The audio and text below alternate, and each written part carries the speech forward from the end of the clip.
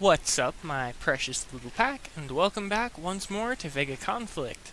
I have a few questions to ask all of you about the Vector event, and I have a general review of the event as well as an update of what I was going to do, but due to a little bit of a mishap on my part, I wasn't enabled to.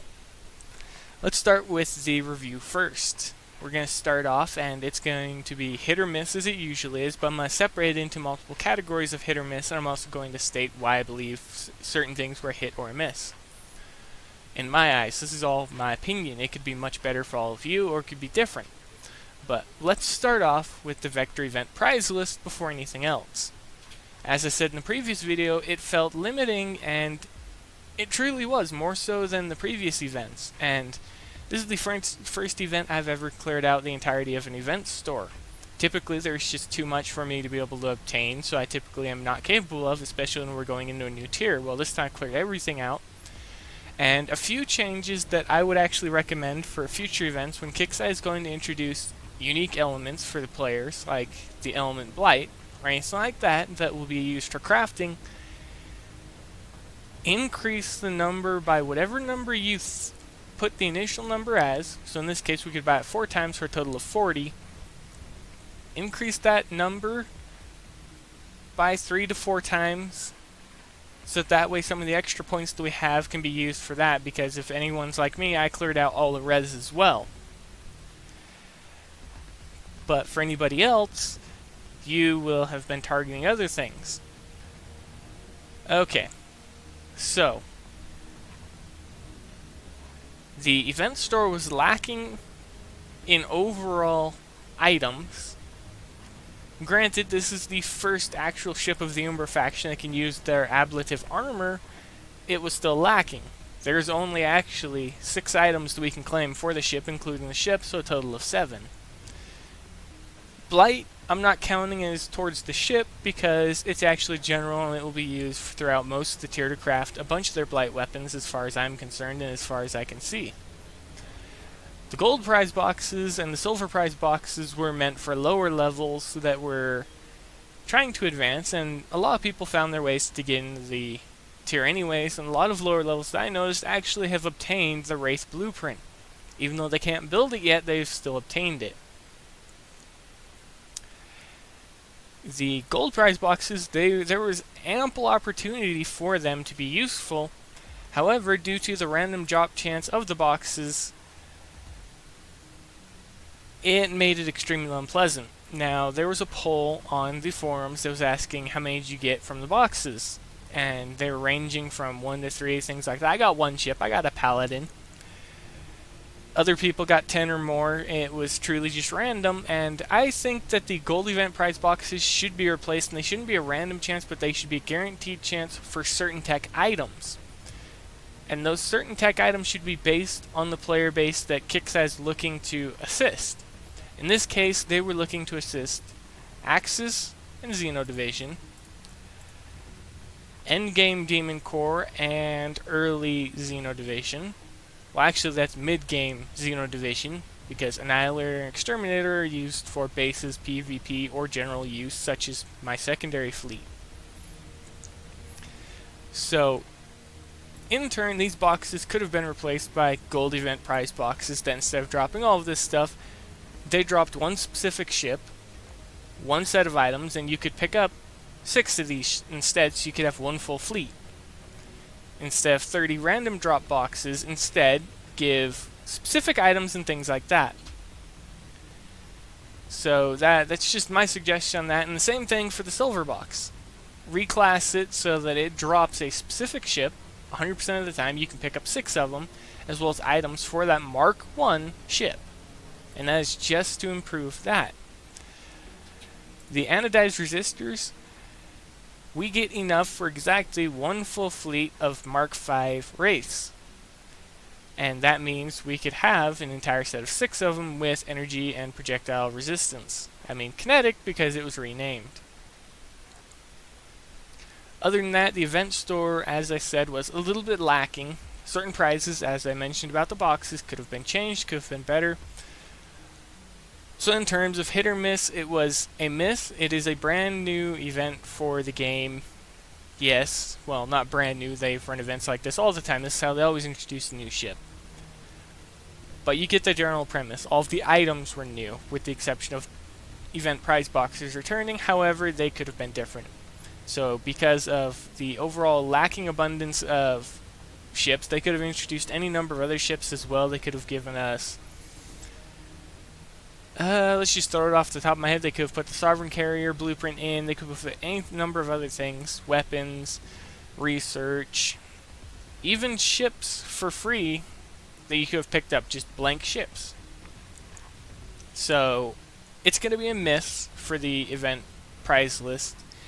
It did have healthy amounts of everything, especially resources as they usually do, but again, it was limited based on the number of actual prizes available, which was limited to 8 new prizes. The boxes, which we've had before, but they're just with different items. And the anodized resistors. And I know the Phoenix Frigate isn't brand new, so I didn't include it in the list. Okay, now, the actual targets. To begin with, they were very overpowered, and a lot of people struggled right off the bat, and a few people, they tried going headlong into them, and even I could have told you that was a mistake. Regardless of what fleet you have, even if you're a Mark 6 full fleet, you never rush into an AI fleet, especially if it's an NPC fleet in a brand new event. We always hear about people complaining about it on the forums, and no one ever pays attention. Well, whenever a new event comes around, never rush into the AI fleet. Always try to take your time and find out what they're all about and pick them apart slowly to find out how much damage each ship does and how much you can negate by simply outranging them. In my case, I've cleared everything using literally just my Sovereign and my Bastions. The Bastions were only in the fleet with the Sovereign just to boost the damage of the Sovereign up by 25%. Other than that, the targets were mostly glass cannons, because most of them, of the high tiers from 50 and above, I believe, consisted of Bastions and Wraiths. And this is the funny part about it. The Wraiths in the 90 were weaker than the Bastions, even though the Wraiths were doing blight damage. They were being destroyed slower, indicating they had more armor and health. However, the Bastions, when they lost their shield, they still outclassed the Wraith that was in the NPC fleet, and so they were dishing out a lot more damage directly to the ship because of their shield bypass. On top of this, the targets, the Blight Nebulas, you could kite these ships into them. However, if you were disconnected from the combat server, you could also lose your entire fleet because the AI drags them in a certain direction, you were falling back, and they just kept going in the same direction because it glitched out for some reason. Or they turn around and they actually try to fight the Bastions, which is a huge mistake because when their ships lose their shields, they go into an immediate rage, and, well, we all know what Bastions do when they lose their shield. They just decimate and do heavy damage. It was doable, though, with certain strategies. Simply kiting them around the fields and luring them into the fields is what most people did, and when you were dealing with the Wraiths, what I found to be useful was simply outrange them. Now, I'm going to be running a few tests with my own Wraiths with the assistance of some clan members, after I've built one or two. But for now, the event prize list was a miss. The event targets, I'm going to say they were a miss.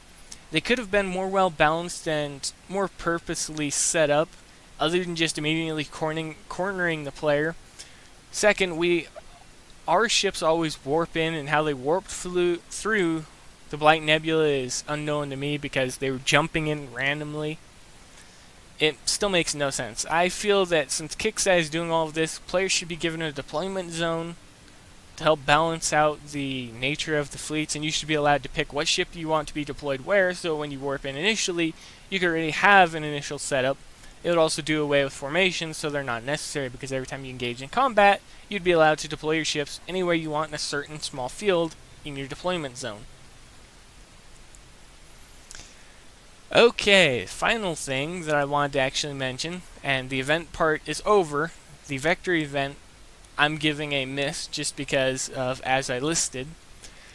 But I actually had plans to actually use a Wraith Cruiser during the end of the event. I was going to play it for the last hour, and I was going to record the entire thing and upload the raw video file so you could all enjoy it. However, due to me not paying attention to what time tokens I picked up today, I missed the fact that I actually needed I needed a few hours of time tokens for refit. Now, when I went through the initial thing, and I spent all my blood amber as well, or else I would have recovered that way and picked up 8 hours of time tokens, and it would have been fine because I'd be at an hour now. I'd get it in the last little while of the event using coins. I wasn't able to do that because, again, I made a mistake.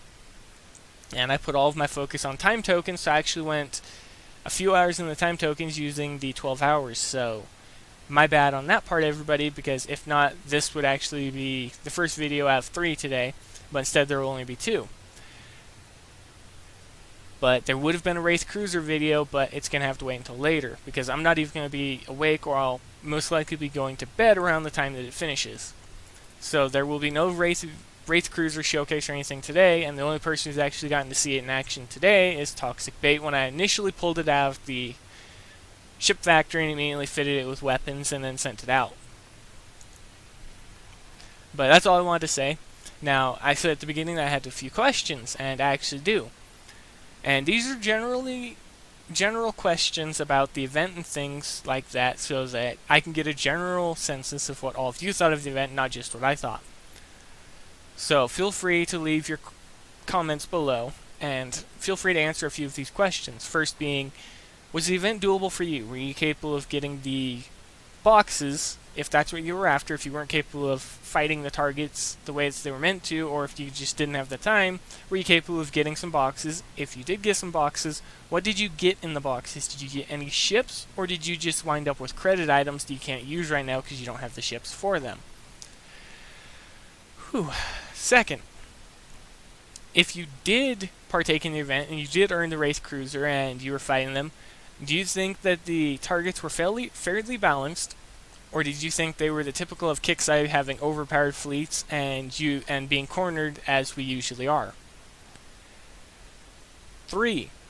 In future videos that I make, would all of you like to see on the initial event day my strategies after I figure them out of fighting the targets level for level up to the highest point, so that you can do the same if you have the same fleets or similar fleets? Feel free to answer any of those, but that's going to be it for this video, everybody. If you liked the video, feel free to leave a like as always. If you have anything to say or any additional information, or if you want to talk about anything aside from that, feel free to leave some comments. And if you want to see more content like this, most definitely subscribe. And as always, everybody, I'll see you later.